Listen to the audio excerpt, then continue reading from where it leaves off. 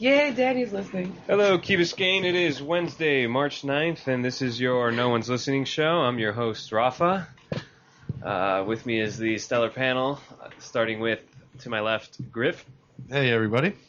To his left, Manny. Rafa, nice to be here again. Listen, I just want to take a second and thank you guys for letting Mati come in here last Of week. course. Bring him again. Mati and I were chatting, and we were talking about, Mati's like, how old are those kids?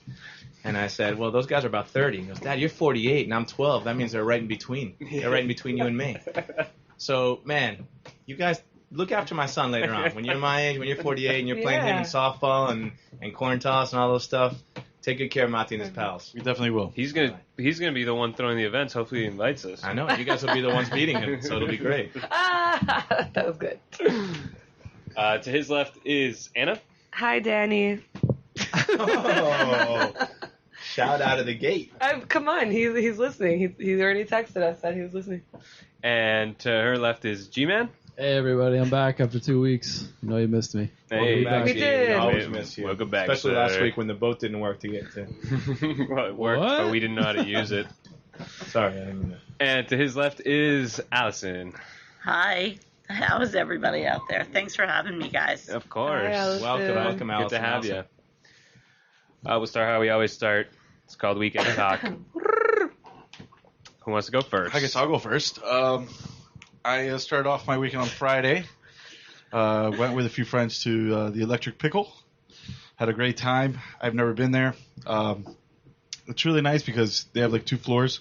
First floor is more lounge. You could actually have a conversation. They have good music. Second floor, it's a little bit techno house. So I stayed in the lounge. Stayed downstairs. Had a great time. And that was pretty much my weekend. What time do you get to a place of that ilk? That's late, right? I got there like at 11. That's a 11:30? big lie. Or, We got there at 1 a.m. I don't remember. It was that good. I remember the list. It was free and before 1, that's and right. we got there at 1:10. We did get there. Yeah. Right. All right. That's what I mean. It's a good time. Yeah. Yeah.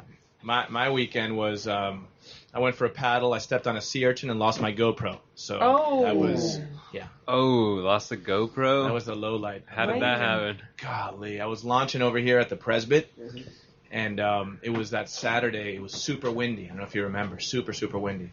So I'm launching, and I take a hard step to jump on the board, and I stepped on a sea urchin, so it dug into my foot. And as I'm going out and with the breeze, I'm pulling spines out of my foot, and I turn and look, and my GoPro's gone. No. It's probably still there. Just gotta look for it. Yeah. Do you have any crazy photos on there that you don't want people to find? Yeah, no, nothing crazy like that. Anna. But, There's probably some good stuff on it now, sitting down there. Was it on when it no, fell it off? wasn't on. It was just, it hurt. But you know what? Could have been worse. Yeah. It could always be worse. I mean, if you're saying you stepped on a sea urchin, it must have been, 5 feet deep? Yeah, it was nothing. And I spent a good hour looking around for it, man. and I didn't find it. And the ski hole, this area of the ski hole, it claims a lot. I remember when we were kids, we came out here, because there's more Rolexes and gold watches and chains and stuff down in here. But it just sinks into the soot. yeah. And now there's a GoPro down there, so Yeah. easy come, easy go. Be a Pro. time capsule for future generations. Yeah, that's true. That's Dig it right. up. That's right. Anybody else? I'll tell you guys about my weekend. Started right after the show. Went to the corner with Anna. It was good. On a Wednesday? We Yeah. did go to the corner on Wednesday. And then on Thursday, went to the corner. We did a different thing first. We went to 1306, this new bar that's like a venue for. It's going to be a venue for bands. We had a drink there, and then went to the corner because there was no one else to go. Where's that? Down there in 13th and in North Miami Avenue or something? 13th Yeah, Street? exactly. Yeah, exactly. Exactly where it is. It was cool. The guy bought us a shot. Oh yeah, That was that was nice. They nice. were Yeah, great venue. They have this space for music that you're outside, but it feels like you're inside because they've lit up. It's like surround these walls. Imagine like a long rectangle, and it's almost like so it's a long rectangle and it has an access to the street with a gate. Like a garage door almost. Yeah, like a garage door, but not really. No, it's a gate because Yeah. it's not it doesn't have a roof. Yeah. Yeah, so it's just 2 walls, but they've illuminated the walls And so it feels like you're indoors because the walls are so white that you just feel like you're inside, and they're so high up that you just feel like you're indoors, but you're outdoors. So it was really cool. Next time there's a band in town that plays there, which I think Psychic Mirrors might play there, which would be cool. Do that. Friday, I went back to the corner for a drink, and it was a bad move because Friday nights at the corner are whack. Don't go on Fridays or Saturdays. Maybe if you go for happy hour. I've been on Saturday and had a good time. Yeah. But then on Saturday, I went to Gramps, and they had bands at Gramps, and that's where I heard this band that you guys just heard. They're called Longshore Drift. Caught me by surprise. They have a cool sound. They write their own music and all this stuff. And then you see them, and all of them are in high school. And it's 3 chicks up front, and then the bass is a dude, and the drummer, who was probably the best one of the whole, technically the best one, was 13. What? Yeah. Whoa. And they were just killing it. And the fact that you have these songs that are the original songs, if you hear them, they're complex. These are not things that, that you just write on these aren't like 3-chord songs. These are thought out songs. And just the whole thing was just so cool. I was like, you guys were their parents there? Yeah, of course. Yeah, their parents were there. And it's like, and yeah, it was just cool. And they're playing again on Friday at this place called the Granary on 8th Street, 25th and 8th Street, 2500 8th Street. If you want to go check that out with a bunch of other girl bands for I guess it's like a Women's Day thing like that happened yesterday on social media or whatever. Oh, yeah. I heard about that. It's not just on social media, guys. It Around exists. the whole world. And so they'll be there at that little venue that's kind of like a rented out venue or something. I don't know. Rafa sent me a YouTube video of them, and I watched the entire thing, which is rare. But the lead singer, she's so cute. Mm-hmm. She's like Daria, 2016. She's so like cool. Yep, and you have to hear her banter on stage. It's like it's just like Daria. It's real. She's like 2016 Daria. To the point. I don't know. It was cool. I'll have to look up Daria. And I saw some other bands I saw. What? You don't remember Daria? Remember that from when? The 90s, bro. The 90s. MTV. He wasn't watching cartoons then. It was an MTV I was living cartoon. And then I saw this other band called the Grey Eights. They were really good. They kind of reminded me of the OCs. Another band called Denudes, and another band called Deaf Poets, who I was actually outside during their set, so sorry about that. I missed it. The only thing, the crowd at Gramps was a little bit... High schooly? No, just the opposite. No, just the opposite. It didn't have anything to do with that. The music was like high energy, and the people were a little bit low energy, and it kind of bummed me out. But whatever. Gramps And that was my has weekend. a good mix of people anyway. Yeah. No, and there was a lot going on. It was a good time. Daria is actually a character from Beavis and Butthead, and I'm sure you know. Oh yeah, And they did a are. spin-off. There's a spin-off, yeah. Any TP Had from to my have that in bunghole. Who doesn't Exactly. Yeah. Anyone else with weekend talk? Somebody had to do something. Got nothing. Yeah, my weekend wasn't great either. Sunday was. I worked on Friday and Saturday, and Sunday it was beautiful. Went to the beach. Okay. And who was nice. there? Emma, Victoria, the whole Blanco clan, Andy's papa, James Walcott. You name it, they're all out That's the there. best. I just Beach missed Club. you. I got there. You said you were a little bit down. I was looking for it. I was there for kind of a brief time. Yeah, I got there around 3:34. I was passed out Oh. because I'd worked for 2 days previous, so I was passed out like under one of those. I just like to hang out under those little cheeky huts in the shade because I don't know, I'm not like a sun worshiper, I guess. And I'm just like falling asleep there. And then they finally went out to the beach and hung out with them for a little bit, and then we went and played frisbee after that, Nice. and it was great. And that's it. I actually got there at like 4:00 and everybody had left. I ran into Nick and he was like, "Oh, I'm leaving," and it was really windy on the Yeah, beach. super It was windy. like It was really windy. It was unpleasantly Yeah, that was When windy. you the other guys thing, were all yeah. saying you were out there, I Yeah. kept going out on my balcony and being like, no, because of the I jumped wind. in the water though. The water was pretty warm. Yeah. Of course, once you got out, it was. I ended up going over to Not June fun. around that time, around 4 o'clock. That's 5 what happened. o'clock, 'Cause I didn't see you, and I was like, okay, I'll turn around and go home. Yeah, it was Was nice it over windy there. in there? No, it was nice in there. It's a good crowd of people, some I've locals. still never been. By the way, It's weird. do y'all have your key cards Yes. for the Ritz? No. The Ritz key card, yeah, right? they have like I a get one in discount the card, mail right? every year, but it's for the previous owner of my apartment or Yeah. something. I don't know, Use but it. I use it. Yeah, Well, you it get- still works. Yeah, it's not. His name is not on it. Besides a discount, like token discount of 15% or something, you also get free valet parking. So that's That's huge. huge, That's yeah. $20. So I go up there to the concierge and I say, hey, listen, it's March 5th. I don't have my key card yet. It hasn't arrived yet. He says, oh, I'm so sorry, sir. And he pulls out of his pocket, a key card, and he says, and your spouse? And I said, oh, I'm not married. He goes, oh, because I was going to give you 2. And I go, well, I have a girlfriend. And so he gave me 2 cards right there. Nice. So I got them both. I don't have a girlfriend. The parking is key. Parking is key. Yeah. Right? Yeah. That's a good. All right. This is a note. I feel that exciting. Pre-Uber, we used to get cabs there. Yeah, Remember? we did do So that. you could get your key card, valet your car for free, get a cab, go out, get your car tomorrow. I don't know. Yeah, you don't need to do that anymore, though. No, you don't. Not anymore. Not valid point. All right, moving on. Unless there's more weekend. No? I hung out with Jonathan and Brian. My weekend ended on a positive note. I went Oh, from, good. we had the stomach bug go from kid to kid over the weekend in our house. So for me, it was mostly laundry. But by Sunday night, we were done. And we had nice dinner at the yacht club and watched a great sunset. So Nice. ended on a high note. Oh, yeah, it was That is beautiful. a on highlight. Sunday. Yeah, that sunset was spectacular. That was amazing. Like a real orange one that day. Nice. Good stuff. I like that. These guys' weekend lasts like 6 days. So it takes a while to get through it. You heard Starting it. today. Starts on like Yeah. Weekend Tuesday, started and after the show. then it lasts to Monday. Mine felt like 6 days. So is everyone clear of that bug? Yeah, so far so good. It's been going Good. around. Good. Okay, you guys Solid want to... segment. Oh, nope. Nope. Got a little more? Nope. Got a No. little more in you? Nope, no. Squeeze it. How about Squeeze it. how about anybody out there? What'd you do on the weekend? Danny, what'd you do this weekend? Oh, yeah, Call that's it right, in. because we didn't have trivia, so I guess I should... Oh, I'll throw down a trivia if you want. Oh, sure. Okay. So in the, I don't know, early 2000s, there was a satirical production put on by Rafa and Company called Storm Hunters. And it took place over like busy hurricane years. I know there was one in 2005, probably one in like 2004 and 03.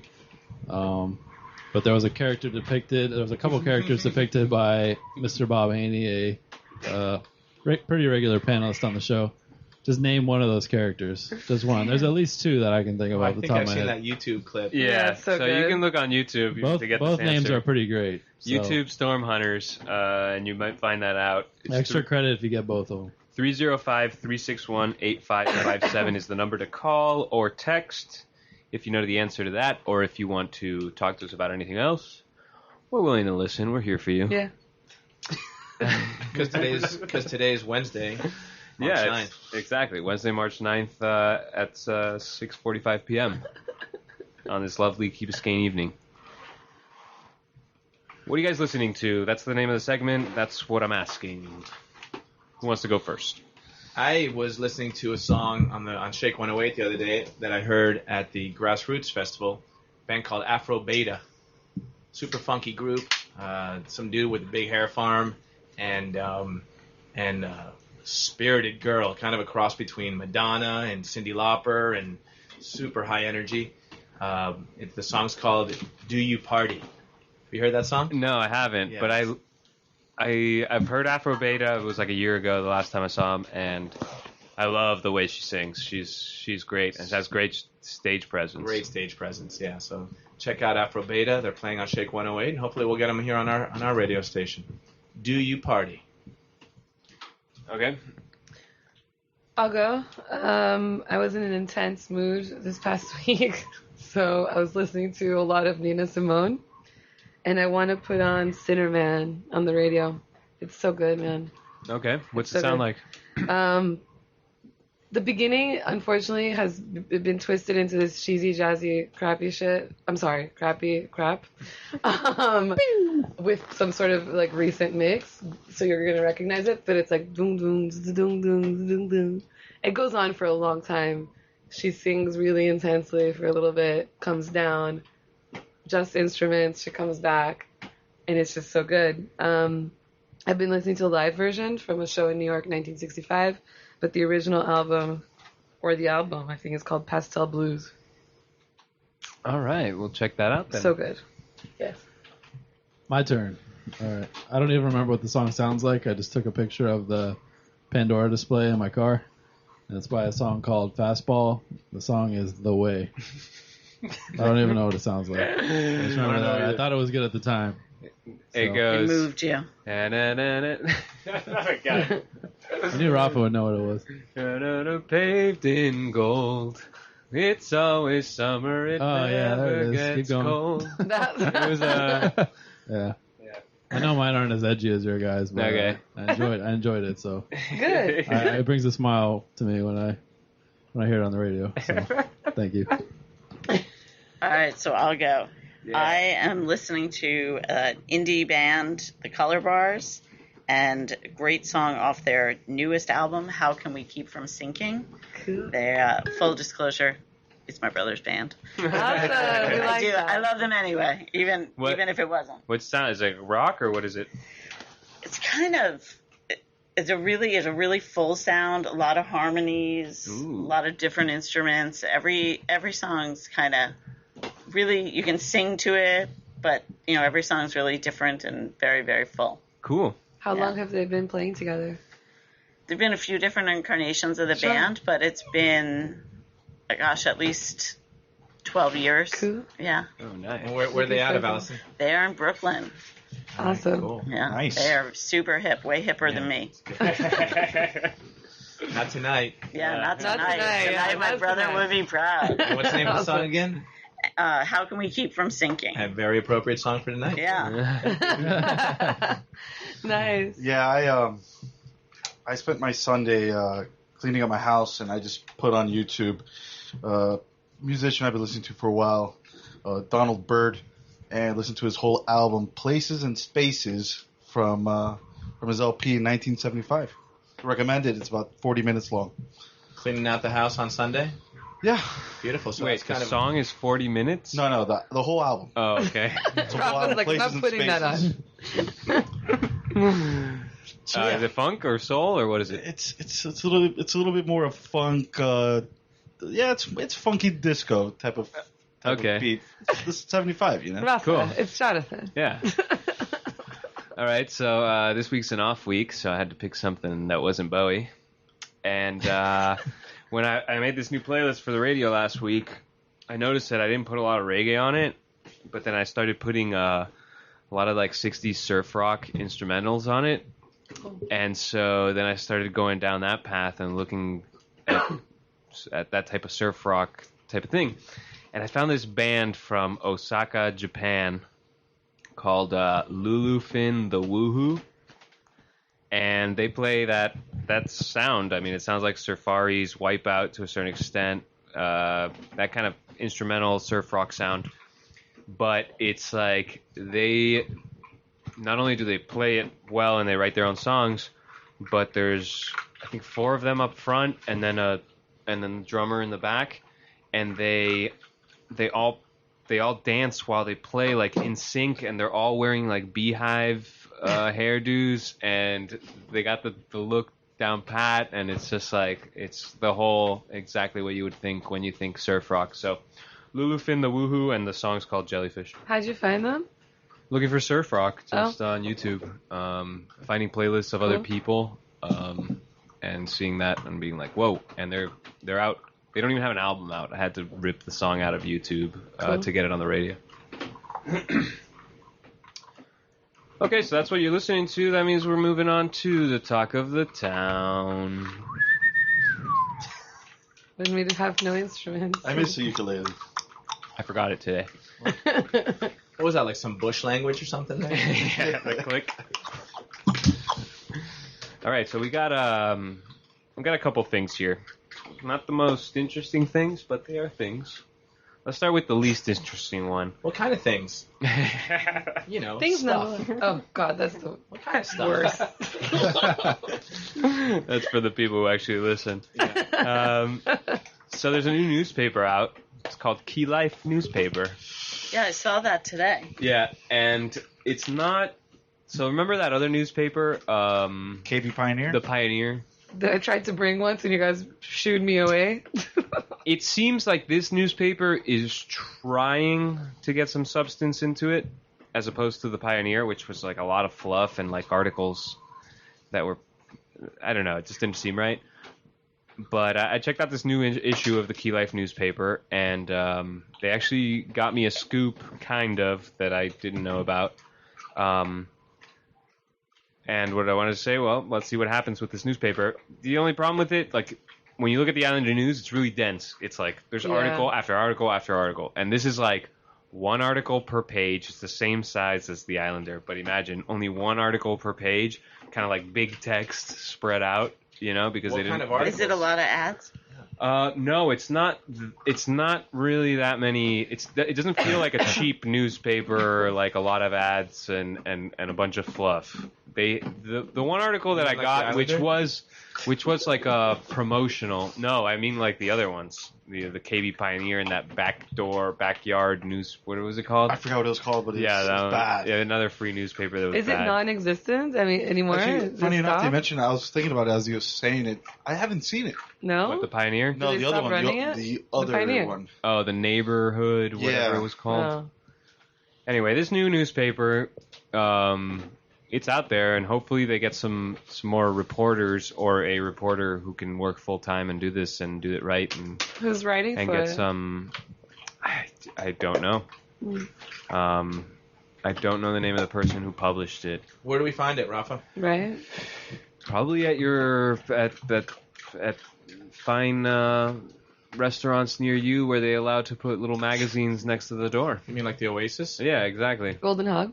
I actually found it because somebody gave it to me. But is it a once-a-month So I don't thing, know or- exactly where to pick it up. I Not don't sure. know that either. It was volume 1, so I you wonder don't who's behind it. you don't really know. You know who graced the cover? Mike Davey. Oh yeah, Mike Davey was on the cover, and they spelled his name wrong on the cover. Oh, I didn't see that. Bad Poor move. Mike. Yeah, it was spelled Davye. Ooh. Like Yeah. the Dwayne Wayne spelling kind of. I still don't know. You know how where I to- see Mike Davey a lot is in I think it's American Way magazine and the No, that's No, Mike that's Kelly. Mike Kelly. Mike Kelly. Oh, Yeah, that's sorry. the, What, on the No, that's airplane? Mike Yeah. Davey spelled really wrong. Yeah. Mixing up my. When you're on Mike's. the airplane? Yeah. Yeah, Mike Kelly's in there all the time. Yeah. So that's the newspaper. I guess check it out. Hopefully, it'd be nice to have 2 newspapers. I don't know if there's room for them, but and they'll quickly learn what it takes to put out a lot of content. It's very difficult. Next up, Island Athletics sold. Bill sold Island Athletics last week to these guys that opened up a store in the Galleria called The Court. Is it It's a open? tennis shop. And so apparently what happened here is this. These guys open up this place called The Court, which incidentally was inside this Key Life newspaper that they were opening with pictures. And they open up this place and they realize they want to make like a high-end tennis store. And if you see the pictures, everything's like nice and polished, white, everything, you know, like Where is it exactly in the Galleria? Is it upstairs? Or I don't know because I haven't actually. I only saw it inside the newspaper, and I was told it was in the Galleria. It's downstairs. Oh, so they open up this place, and they realize that Island Athletics has exclusive contracts with all the tennis brands. So they can't get anything that they want to do is not going to happen unless they have something with Island Athletics. So from our sources, they went to Island Athletics, and they were like, well, you know, what's going on here? How do you feel about this? They made a good deal with Bill. Made him an offer he couldn't refuse, kind of thing. Basically. Yeah, well, Bill has also, you know, he's been running it for, I think, 18 years, So- or so been was- involved for 18 years. Was Bill the sole owner there after Scott passed? Yes, yeah, I think he was. Or? Okay. And so he sold it. I'm not sure for how much, but he sold it.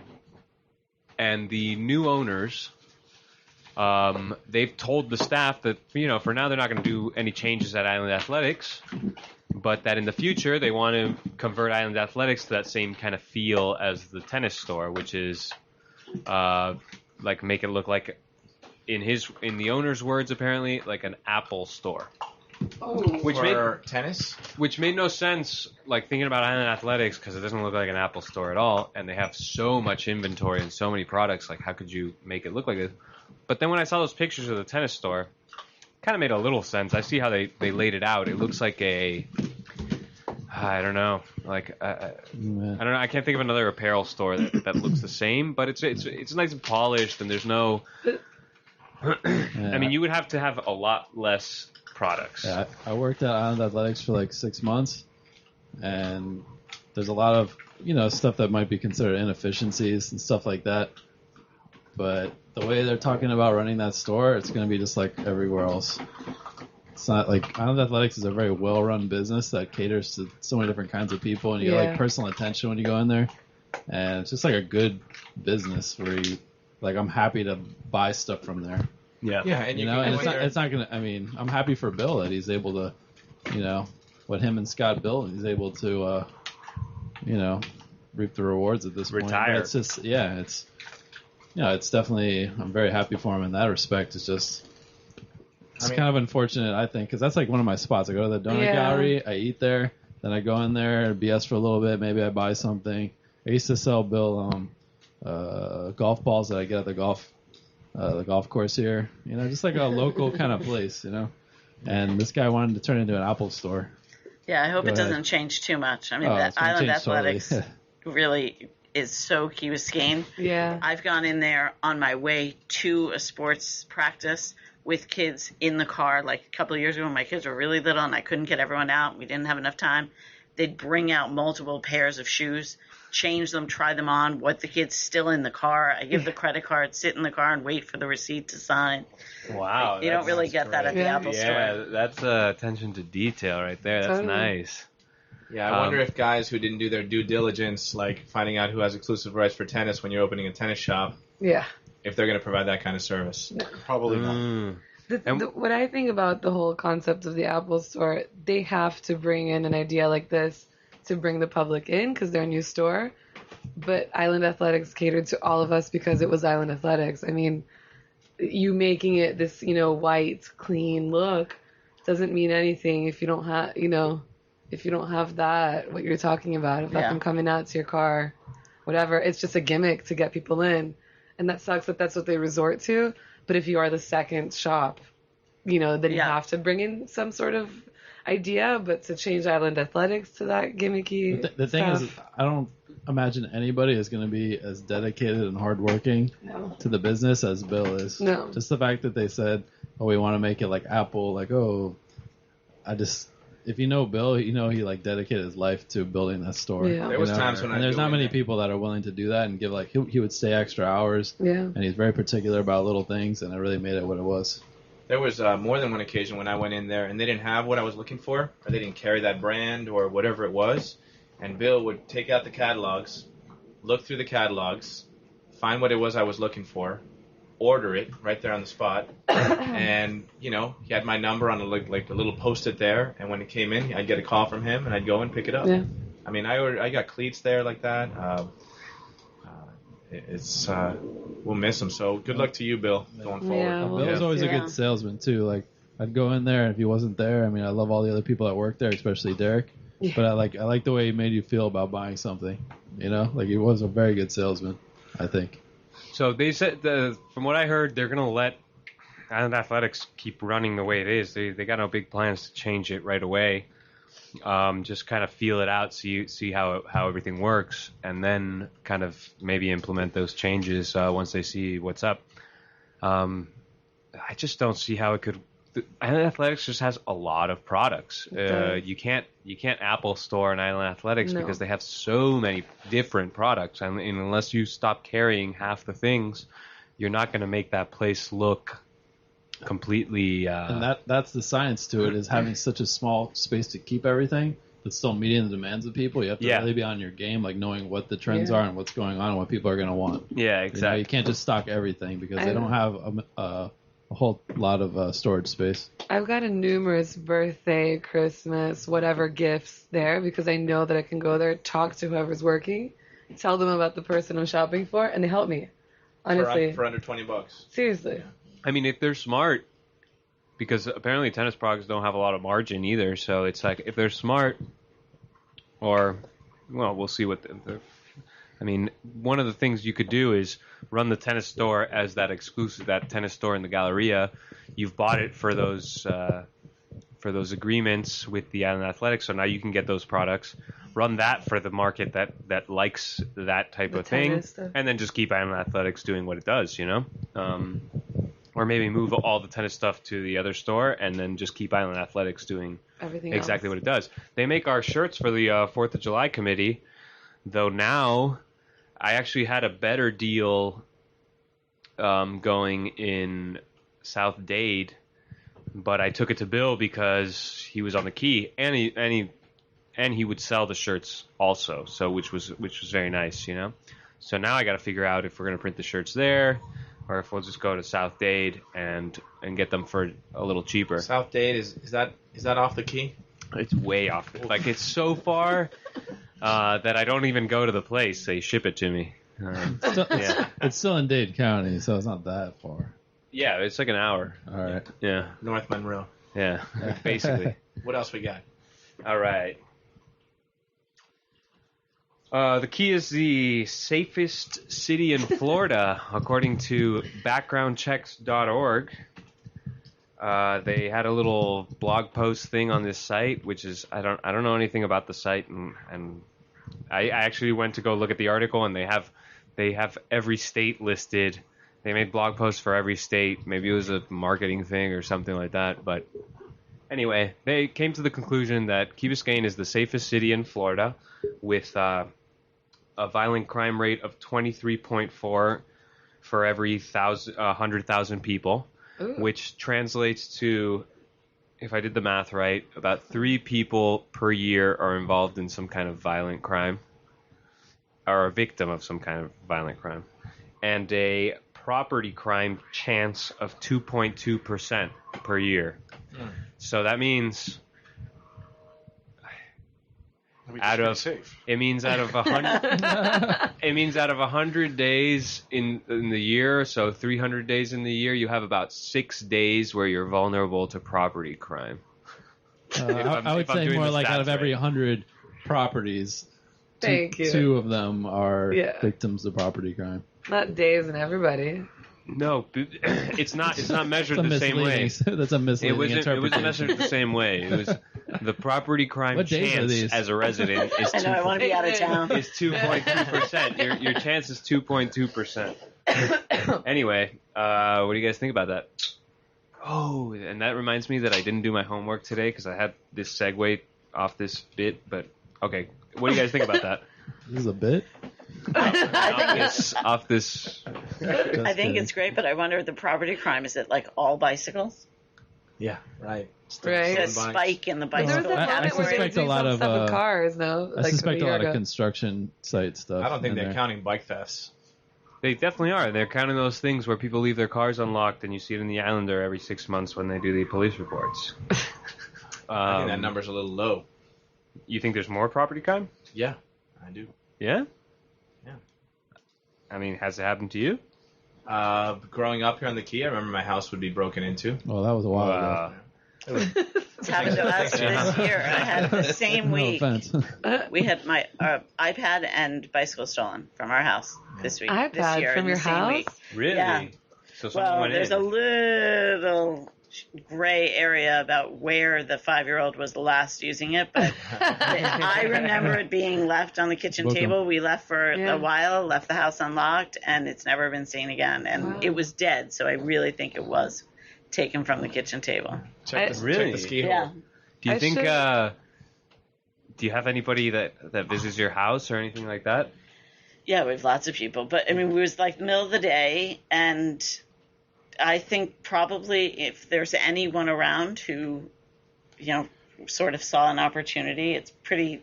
My routine is the same. When the golf cart's gone, the house is unlocked, and I don't know.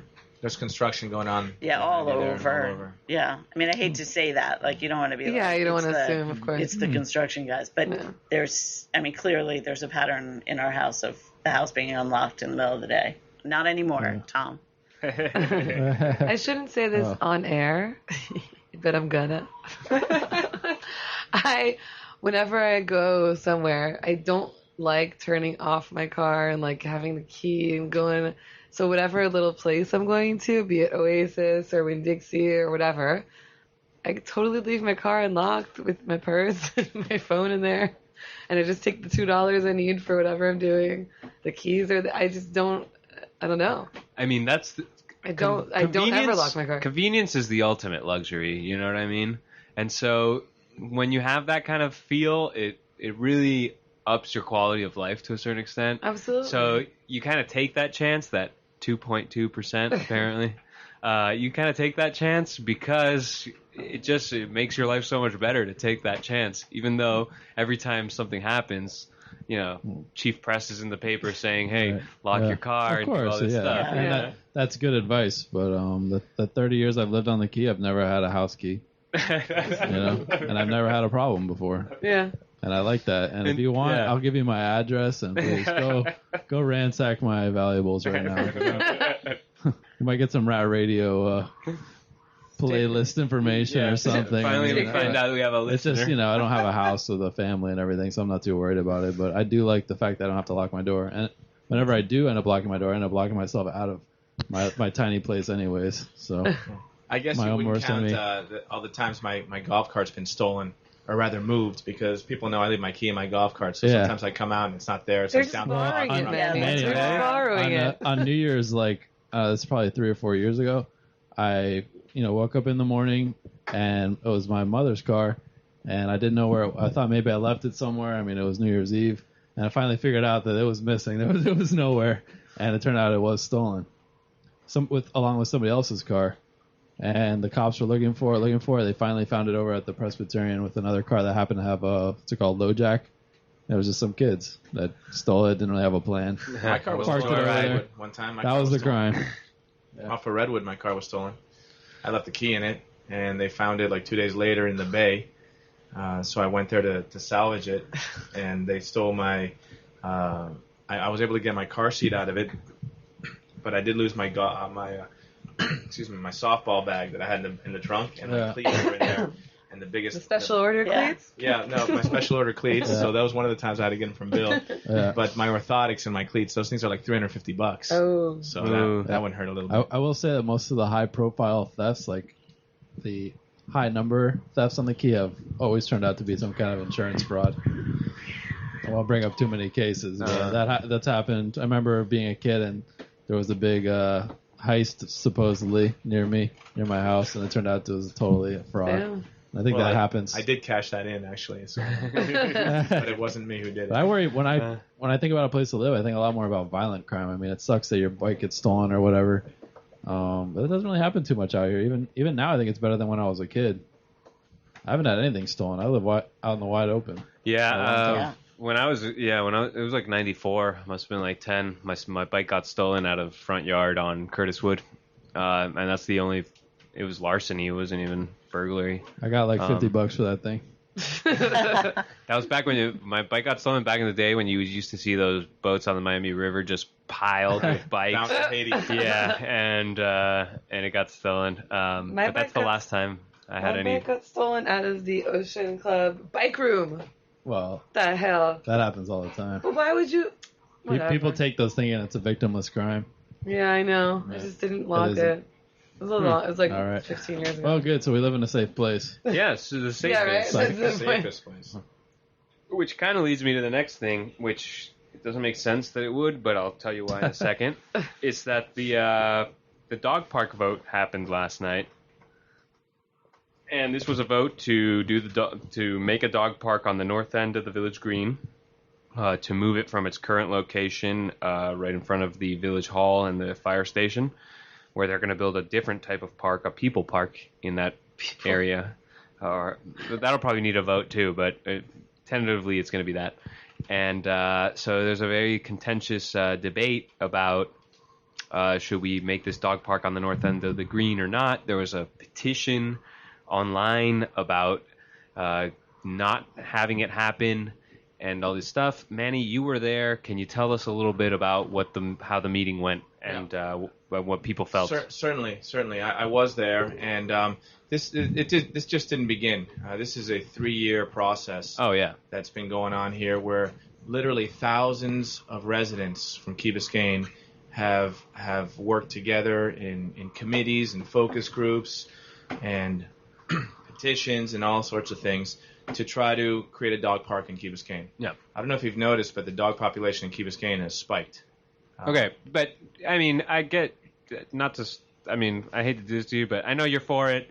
I get it. Tell us just what happened at that meeting. So recently, like a couple of days ago, someone put together a petition saying that we cannot have a dog park in Key Biscayne because we can't spend this exorbitant amount of money. It is a lot of money, $800,000 for sure. It's a lot of money. It's a lot of money. It's a lot of money. It's ridiculous. For a dog park, and they used all kinds of sort of fearmonger tactics to say, there's dog influenza is going to spread on the Key, or there's going to be dog poop everywhere on the Key, or there's going to be infestation of fleas and ticks on the Key, or where my kids are going to play on the Key, or we need to spend the money for the schools or to bury the power lines, or all the other litany of items that we need to address here in Key Biscayne. So they used all these sort of fear tactics, and ultimately saying, if you want to walk your dog or take your dog to the dog park, go to Coconut Grove. They have dog parks there. Or go to Hobie Beach. There's no place for your dog in a dog park here in Key Biscayne. And, so the petition came out, and they got like 500 signatures in the petition. And if you read the comments in the petition, they're all way off. They all miss...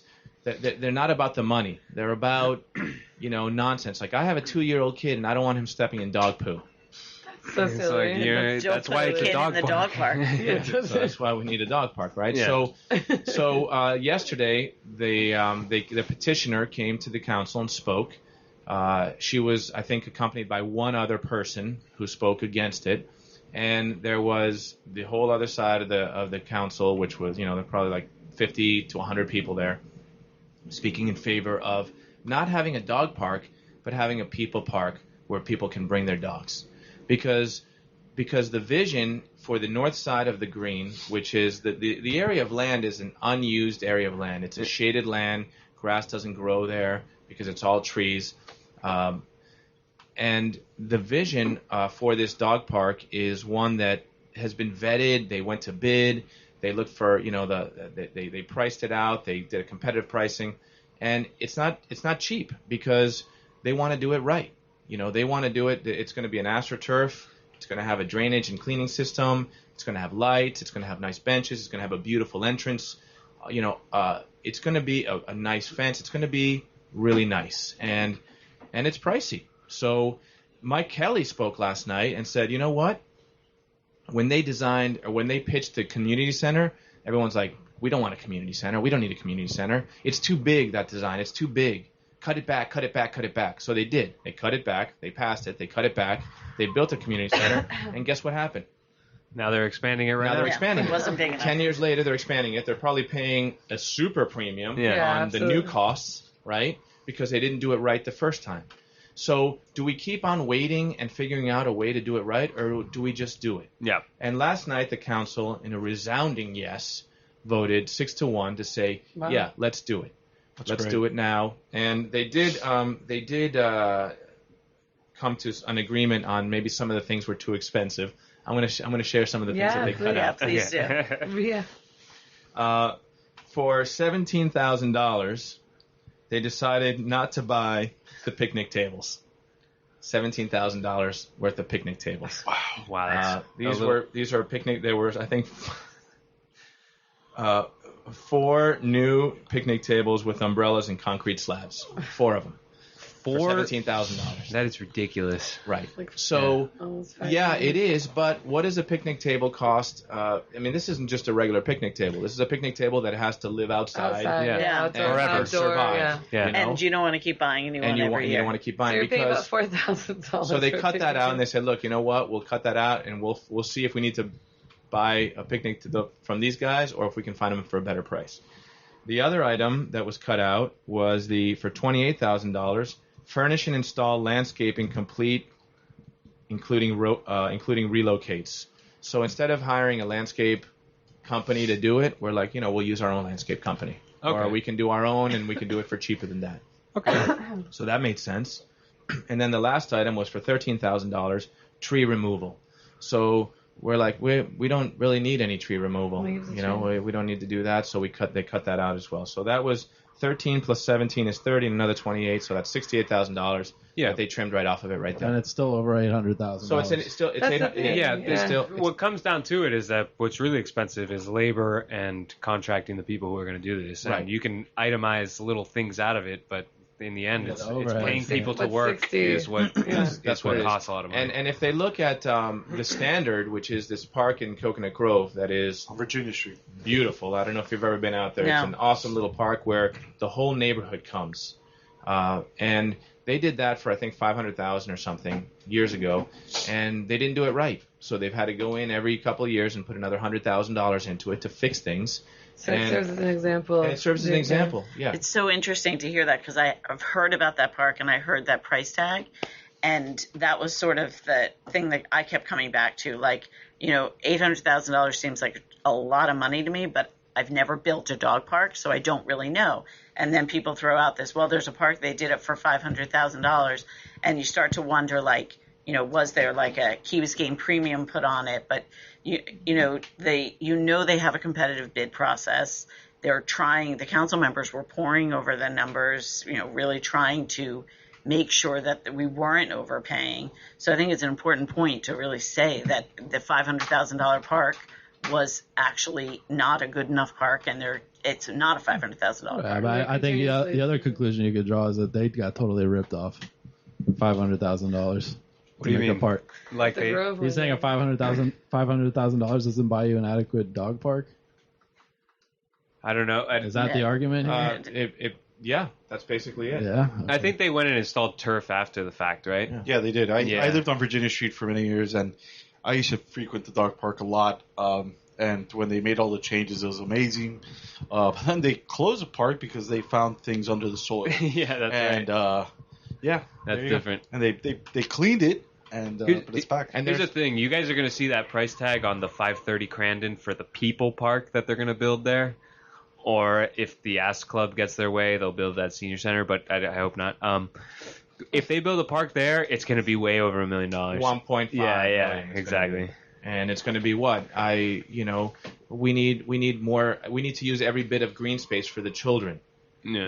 And that argument. I've got kids. You have kids. Yeah. We know we need space for kids, but not every space has to be just for kids. Well, I don't think people have thought out what space they're using for the dog park. It's the north end of the green where it's in the dark. Literally, Right. it's on the outside of the path. Yeah, it's a perfect, They're going to it's relocate perfect a little place. bit of the path to get into the thing, but it's outside of the fields. It's outside of it's on the other side of the path in like the dark area where people don't really congregate there. I think it's the perfect place for a dog park, and I'm not opposed to the dog park being there whatsoever. But all these arguments I keep hearing about the entrance to the dog park as a justification for it being $860,000. It just seems. I don't know if that's a justification, but Well, that's is the an thing. item When I that read is when a I read the 30 letter, I heard that, yeah. and you said that earlier. And Yeah, it's a I mean- $35,000 entrance or something Right. like that. So I would say why not just start off with a less Fenced area? expensive, fenced area where people can bring their dogs and go from there instead of that's dropping a a mill good on point. it. That's you a know? good point. And Get the favor of people, because that $860,000 turns off people like me who say who don't have dogs, don't plan to have dogs on the Key, but say that's a great place for a dog park. But why are you going to spend all this money to have a dog park there? It seems crazy to me. A couple things. One, for your latter point, not every place that's created here in Key Biscayne has to be for everybody to use. Okay, so there's different strokes. No, and I said I don't have a dog, and I'm supporting the dog park, but it just $800,000 for your dog to run around seems like a lot. Well, and so then it's for the if they people say- to take their dogs is really what it's for. That's what it's for. Yeah. And so one guy stood up last night. This kid Jacob, 20-year-old kid, who was in class with my daughter Mika when they were in kindergarten. I've known him for 15 years. And he said, last year I had open heart surgery. 20 years old. He's like, I know you don't hear a lot of 20-year-old kids who had open heart surgery. And after my surgery, my dad bought me a dog as sort of a help and recovery and therapy and service piece. And so once I was able to start going outside, I started taking my dog to this dog park. And I'm 20 years old. I got a lot of stuff going on. I could do all kinds of things, but this is where I found myself every day. And and all these people over here, he started naming all of us. He's like, I met all these people over there, and Conchita Alvarez, a little old lady, stood up there, and she's like, look, I'm 90 years old. I don't have any friends left, I mean, my friends start passing away. This is a place I can go. I know I can go there and be with my community. So, but Gman, to that other point, which you made, which is a good one, was if you say, okay, you know what, let's cut all these different things out of here and then just start with a basic, which is what they did in this other one that's a disaster now. And then you're going to say, okay, we're going to approve this much money to do this much work, and we're going to have at the end an incomplete park that's going to still need lighting, or still need a sidewalk, or still need a irrigation piece, or whatever it is. And then how are we going to get that done?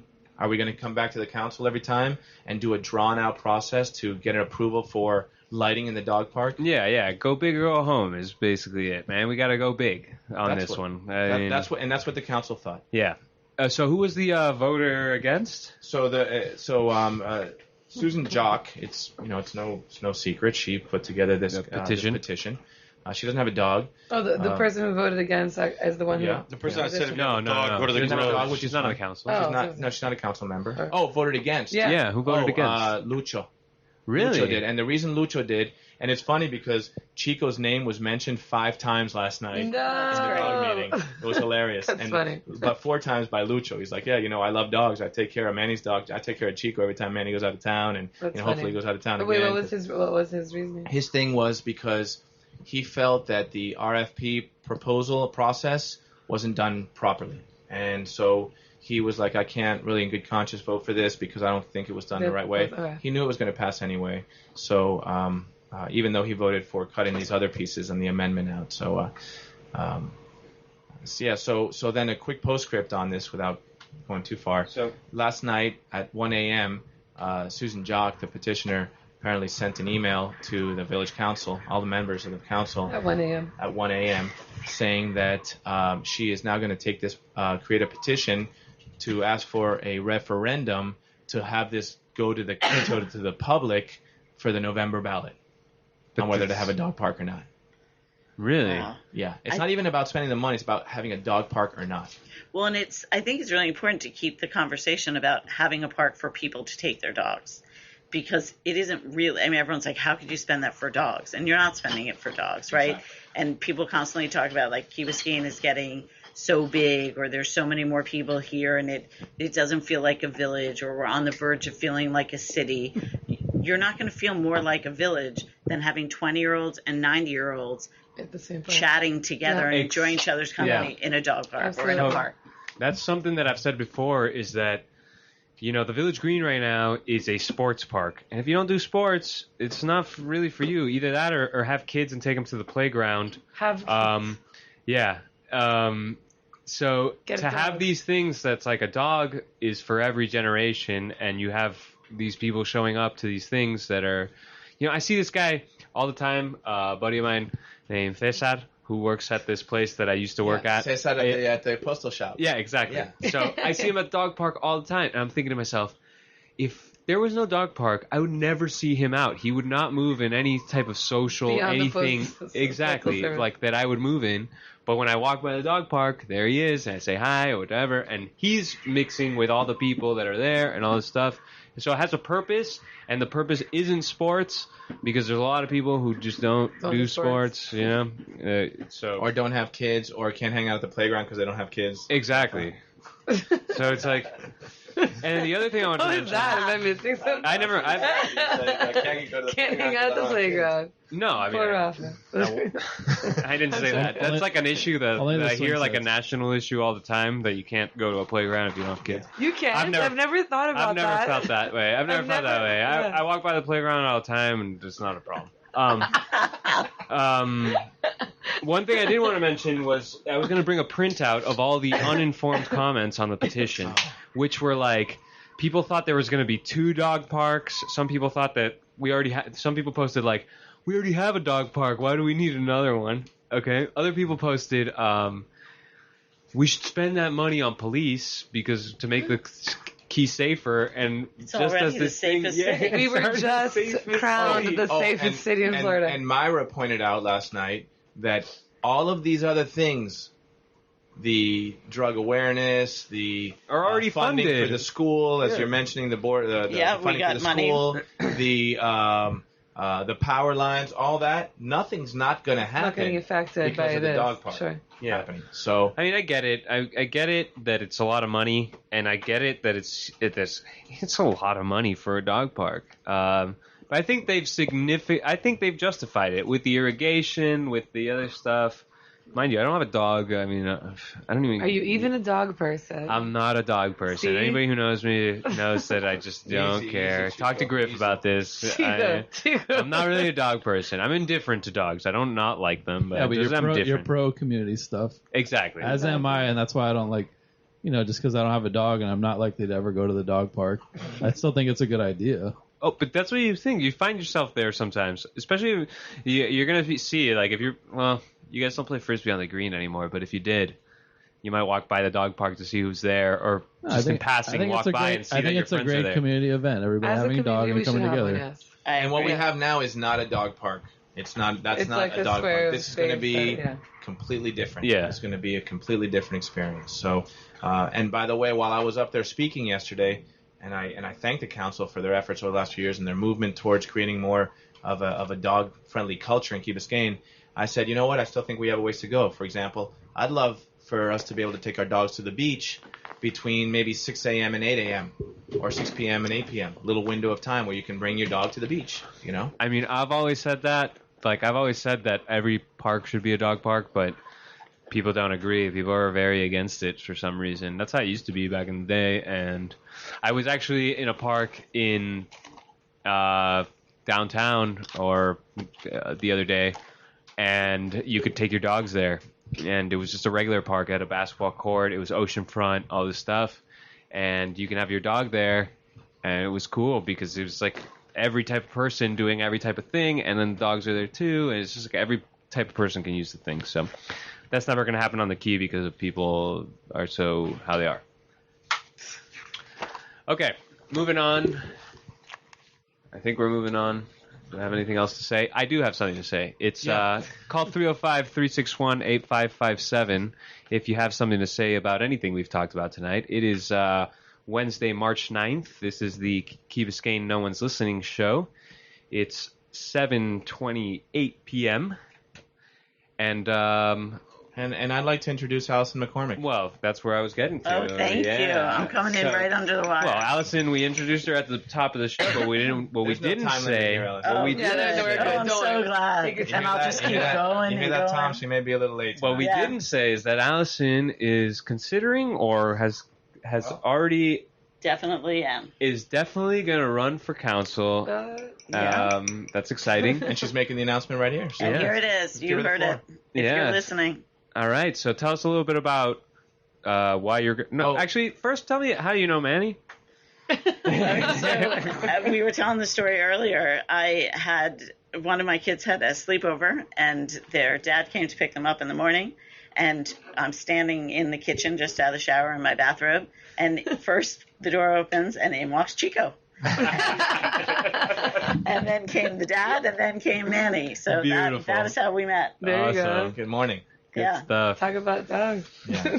And so then, so Allison, why don't you tell us a little bit about yourself and Okay, well- your intentions here and what's motivating you? Sure. So my family moved to the Key about 4 years ago. I have 4 kids at the Key Biscayne Community School. I have a kindergartner, a second grader, a third grader, and a sixth grader. Wow, who look is at gonna that. have he's gonna have a birthday on Friday, so happy birthday, Hey, Tom. happy birthday. Happy birthday, Tommy. Great kid. Yeah, he's super, and they all are. I'm sure they're listening. So I guess for us and our family, service is really important, and I think it's really a tremendous thing that in our country we get to participate in government the way that we do. And when we moved here, I started to get involved at the school. So like you, Manny, my background's education. I have a master's in elementary education. I was an elementary school teacher before I had kids.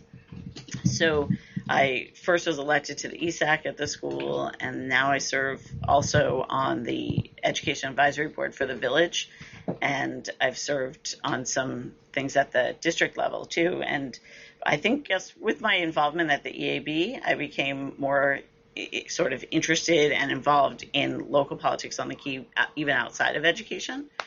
And I think, we really, really love Key Biscayne, and sort of what I was saying before about the village being on the cusp of maybe losing its villageness. I think it's really important for me to try to do, my part in trying to preserve the things that make Key Biscayne what it is. I feel truly privileged to live here and to be raising my kids here, and someday maybe they'll be doing a radio show out there like this. Yeah. Man, I love to hear that you're like into like service and all that stuff, because I love to do that stuff too. And it just feels like the people who do, it's few and far between, so it's great to hear. So what kind of like, what issues are like that really stick out to you, or what kind of things do you think that like you're really gonna go for, or just kind of things that you hold dear that you think, hey, maybe I could say something to this? Well, obviously, I'm really interested in the schools, both the K-8 and the Village Association with MAST. And that I've worked really hard on, really for about 3 years, and I would love to continue to do that in a more active role. I think that was maybe one of the first things that really made me think about running for council, that I'm doing a lot, but I do feel like I could do more, or perhaps just have access to do more. But also, I've been working with the Chamber of Commerce. We formed a Welcome Key Biscayne committee, where we're putting together 2 welcome fairs that we're hoping to do, like, food tastings from local restaurants, have representation from all the different schools, different sports activities, just sort of trying to welcome newcomers into the culture that already exists here on the Key. And in addition to just welcoming them, sort of let them know what it's all about, and hope that they become active participants like people who have lived here a long time. Cool. And so, but the village, I mean, what they did with MAST was big with the schools, but they don't have a lot of influence in Miami-Dade public schooling, right? They don't have, authority like that, but they have a wonderful relationship with the district. And actually, the district constantly uses Key Biscayne as like an example when they go around to different communities. I think they listen to our, council members when they come, and they're really so grateful for the participation that the village has had, with the renovations and with MAST, and now bringing Cambridge to the K-8. So I think while it isn't an official jurisdiction, I definitely think that the village has some influence and some, they can get things done. Okay, so now I'm going to put you in the hot seat a little bit here. Hot seat. Yeah. This is what I was waiting for. So there's been a lot of contentious issues on this island, and you can dodge these questions. I don't expect you to totally commit to any of these answers, but I may as well ask. So 202 Sunrise was big here in this room. What did you think of that vote? What do you think you would have voted? I really like 202 Sunrise. All right. Yeah, and I'm not just saying that because I'm here with these people. I did, and one of the things I liked about it, and I like the Hampton Park too, but I really liked the idea of trying to do something in the Garden District, and especially just on that side of Crandon. Yeah. I think that, that's where the density is coming from. Absolutely. And I constantly hear people talking about these massive house constructions on the house side of Crandon, and you can dislike them for all sorts of reasons, but there is just no way you will ever convince me that someone building a 6-bedroom house is going to fill it up with 20 people. Yeah. But I think the density is on the other side, apartments that were part-time residents becoming full-time residents, and we did this amazing thing with Mass, but one of the things we also did was attract people with families to come here, because you can get a world-class kindergarten through 12th grade education. And I think that that's really where the density is coming from. All right. What about that entrance block fight? Was it right to? That's a tough one. That's a tough one. where do That's you a even tough start with one. that? Yeah, we all have different opinions, which is great. Yeah. Yeah, I it's guess. a tough one. I think Yeah. something more relevant to the future. Okay. What the dog park? You pretty much.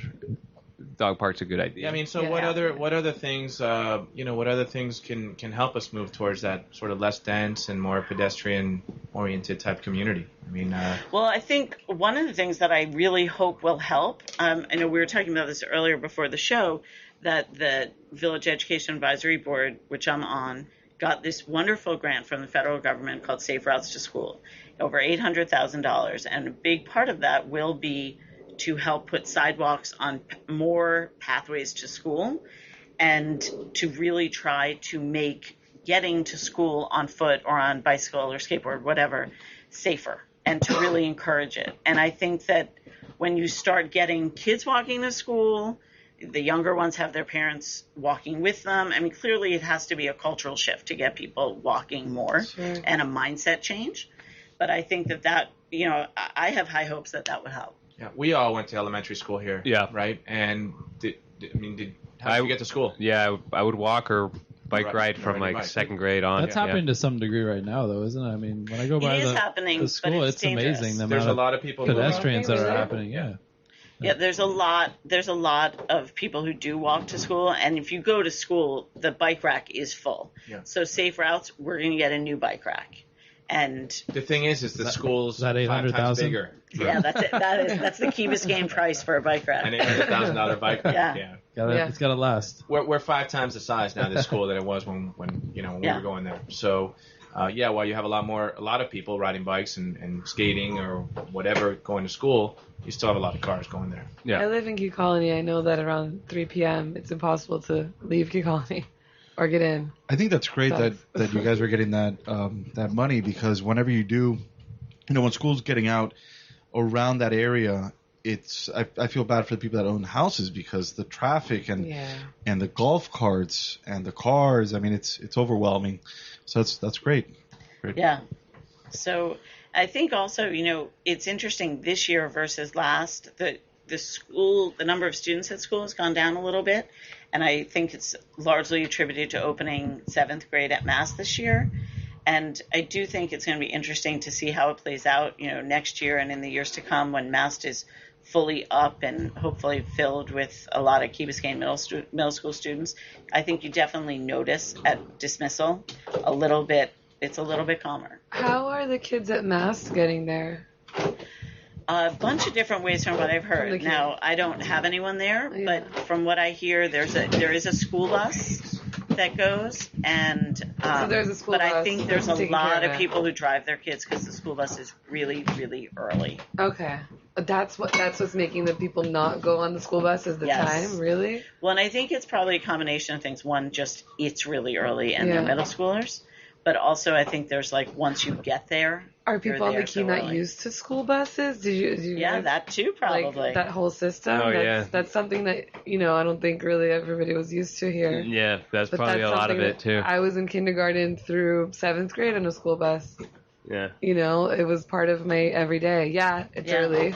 Well, But- I know Depending where you live. one kid who rides his bike to Mast, and Oh, he wow. says he's the only bike. Well, in look the at bike that rack. kid. That's Yeah, a big from bike Key ride, Colony. yeah. He rides. And then what is that? That's like a 20-minute thing? Maybe even less. Yeah, maybe it's less. actually, 15 to 20. No, it's probably little like bit half an more. hour. Yeah, it's Yeah. probably like half an hour. No. He's not Really? sprinting Yeah, I over did there. it He's too. Yeah, you're not coasting. sprinting either. When I yeah. went to the grassroots, I rode my bike and it was like half an hour. Yeah. Yeah.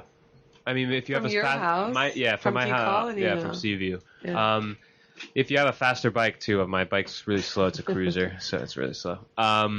Okay, so who on the council do you most relate to, from what you understand, or do you know the people on the council already, or who do you see as your kind of So if you got on there Ally? would be like a I don't know them all super well. I have worked really just through the schools. I've worked a lot with Frank Kaplan and really have enjoyed working with him and just find him to be just incredibly well-spoken. And Frank is something, man. He is so, the way he thinks and the way he deliberates and kind of, it just kind of like, when things get heated, he can kind of bring it down, you know what I mean? There's something to that. I've talked to Frank a couple times and I've watched him on the council and he's really good. Yeah. So his kind of deliberation you like, I do, and I think that, on the different things I've served on, I tend to be someone who will listen to both really far opposite sides and tend to come somewhere right in the middle. And I think, my husband says it's some sort of a middle child thing, but I think I'm pretty good at getting the sides to hear what the others are saying and try to come to some sort of resolution. Good, a connector. That's good. That's good. So, Allison, you know what the name of the show is, right? Yeah, no one's listening. So Not today. I told everybody. So those that are listening obviously are hearing this announcement. And I don't know if anyone's really announced yet. I know a few people have told me that they're interested or they might even want to come on the show and share it. So what's your next step? I mean, are you going to when do you start standing on the corner waving at people? So I don't think people really start standing on the corner until September, October. Okay, so then... But my soon-to-be 12-year-old has said that if we do not go away this summer, which is up in the air, he is planning on getting on his bike every single morning in the summer and standing on the corner with a McCormick for Council sign. Yeah. So it may start early. All right, cool. Great news. And then you have to file, or what's the sort of... Yeah, I have to file. You haven't done that yet? I have not done that yet, Okay, no. What's the timeline for that? That's like April or something? Or? No, it's way later. Later? Well, the qualifying is way later. You could file just to say, I intend to run, here's my treasurer, I'm setting up a bank account, that kind of stuff I could do now. Cool. Well, hopefully if we're still on the air in those days, For sure. After the ratings tonight... We'd love to have you come back again and, I would love that. kind of share as your platform develops and as you get a little bit longer in the tooth on this process. We'd love to hear sort of how it's going for you. Yep. Well, thanks for letting me be the first to come and officially announce. Thank you for coming. Thank you for the announcement. It's a big deal. Thank you. I do want to say though, he's like, of course he wants to say something. Look, this is a radio show. We got to say things. So I definitely like that style of like mediator and stuff like that. But don't be afraid to make those big moves, because those big moves are what take the key forward. And sometimes, or at least one time during your thing, you just got to go for one of them. Talk to Theo. I mean, we've known Theo through him just moving to the Key and him running for council and him being on the council for how many years now. You get on the council and it's not just like, but anybody, you don't just make big moves. You got to work together. That's the one thing that I've definitely found on all these different committees is the wheels of progress tend to especially when you're the new gun. But let's look at two like opposite council members. There's Mike Kelly and there's Frank Kaplan. So Mike Kelly is a contentious guy because he says he wants to do big moves, and when you do big moves, there's a lot of blowback, Frank Kaplan kind of sometimes it feels like he makes moves that are kind of like his decision is not to decide to a certain extent, and so the decision is made for him. You have to watch a lot of council meetings to know what I'm talking about, but so don't be afraid to be bold. Okay. Don't be afraid to be bold. That's what I would say, especially if you feel it. Just go for it. You know what I mean? Just go for it, and I think the council would admittedly confess to the biggest challenge that they have, or that this council has had themselves, is making decisions. Not getting caught up in this, long drawn out, no decision type process. Exactly. And I think they've done a better job as of late. Once that was they've big sort yet of last night. Realized That that was big last night they did it. Yeah, 6 months. Yeah. With the with the vote. All right. Oh, you didn't have more to that? No. I think I was going to say, with the boat show, they were kind of on the same side on that. That's one thing we didn't talk about with the lot on Hampton. Oh yeah, the boat show, we did some man. work on that, so. Anyway, I'm gonna end it, I guess. Oh, let me see the time. Getting late, huh? Oh, we got like a minute. Key calendar, real quick. Sure. Aqua parties on Saturday. Aqua party on Saturday. Be there. 7:00 at the links. Friday. No, yeah, that's a Aqua party on Saturday. Look at it up on Facebook or the web. Friday, the St. Christopher's is having fundraiser. Community Church Day School, I think. Oh. One of those. I'm not sure which one it was. Oof, we are bad right now. Yeah, hold on. What else did you say on Friday? There's that gig over on 8th Street. Yeah, the band is playing on 8th Street at the Granary. Oh, I got to make a plug Look that too. up. We're having a big regatta. 270 about 10-year-olds to 14-year-olds at the yacht club. If you see people around who look kind of sunburnt on Saturday, welcome them to the quay. It's a big deal. It's a first official USODA regatta, so sail fast, be safe. Beautiful. Cool. All right. There you go. Okay, that's the show. Catch us on Facebook, ratradio.net, Rat Radio on Facebook, every day at 6 o'clock, repeats. And on 3, can we get a goodbye? 1, 2, 3, goodbye. Goodbye. See you later. Adios.